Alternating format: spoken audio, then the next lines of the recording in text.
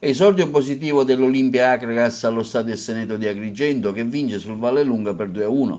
Circa 400 le persone che ieri hanno assistito al ritorno del gigante a casa tra le mura natie dopo quasi un anno di sosta per via del campo che non era abilitato a disputare le gare in Serie C per mancanza dell'impianto di illuminazione. Ad accogliere i tifosi all'ingresso della tribuna l'assessore Giovanni Amico, che fortemente ha creduto al progetto della nuova squadra, che sta cercando di dargli un seguito per ripartire dal campionato di promozione. La partita giocata ieri con la squadra del Vallelunga è stata vinta dall'Olimpica Akragas per 2-1. Sono state segnate dagli agrigentini Sant'Angelo e Cannizzaro rispettivamente al 28esimo del primo tempo con il successivo pareggio del Vallelunga avvenuto con un forte tiro di Cannizzaro che il nostro portiere Sgloria aveva già preso, ma poi non è riuscito a trattenere, una sorta di gol beffa, la palla è letteralmente scivolata tra le mani del numero 1, finendo proprio.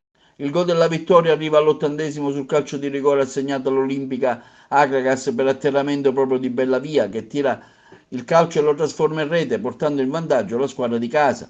Per l'Olimpica Akragas è stato anche annullato una rete fatta da Migliaccio per l'arbitro annullato per presunto fuorigioco, un po' dubbioso per la verità. La partita non è stata per niente scontata per l'Olimpica Vallelunga, a lunghi tratti della stessa attaccato in continuazione con i punti di forza nel numero 2, in particolare Cannizzaro, il 7 Panepinto. Per l'Olimpica Akragas la squadra, come finora avvenuto, è stata portata con molta determinazione avanti dal bravo capitano Giulio Castaldo che spesso dettava i tempi con gli altri giocatori. Tra i giocatori particolarmente distintisi nell'Olimpica il bravo Sant'Angelo che ha segnato la rete che ci ha provato con diversi tiri non andati a buon fine. Bravo anche il numero 5 Umberto Armenio, importante in difesa. L'Olimpica Akragas con questa vittoria si piazza in classifica a 8 punti dalla prima, a 10 punti sono il Misilmeri e l'Albatros, quindi il Salemi a 9 punti, il Monreale, il San Giro e Giorgio. Le altre squadre agrigentine hanno riportato i seguenti risultati. Il Gattopardo di Palma di Montechiaro porta a casa i suoi primi 3 punti con il Camarat, vincendo per una rete a 0. La Libertas da Calmuto insacca 4 gol dell'Albatros, partita giocata fuori casa. Il Casteltermini vince per 2-1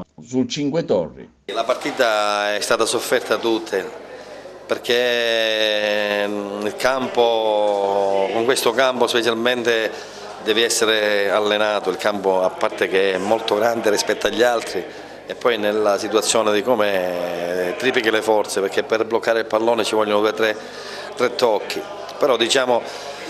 Ma noi siamo coscienti, lo sappiamo, è inutile che ci prendiamo in giro, non possiamo offrire per ora un grande calcio, però per ora giochiamo per la maglia, per la città, per l'attaccamento che abbiamo. A noi interessano per ora i 3 punti, riconquistare il pubblico e oggi io li devo ringraziare perché per me sono stati tantissimi, magari in uno stadio di questo non si vedono, ma c'erano sicuramente 500 persone che fanno ben sperare per il proseguo. È normale che dopo la delusione tocca ora a noi, però credo che chi ci sta mettendo la faccia in questa città, i dirigenti, i giocatori e tutti quelli che ci sono vicino, anche voi come stampa, dobbiamo noi ringraziare a voi e un plauso alla gente a voi perché siamo in promozione, però per noi è come se di come siamo qua sembriamo dei professionisti. Allora, il Vallelunga esce sconfitto dall'Essaneto, un po' una sintesi di ciò che è stata questa esperienza qui ad Agrigento, mister.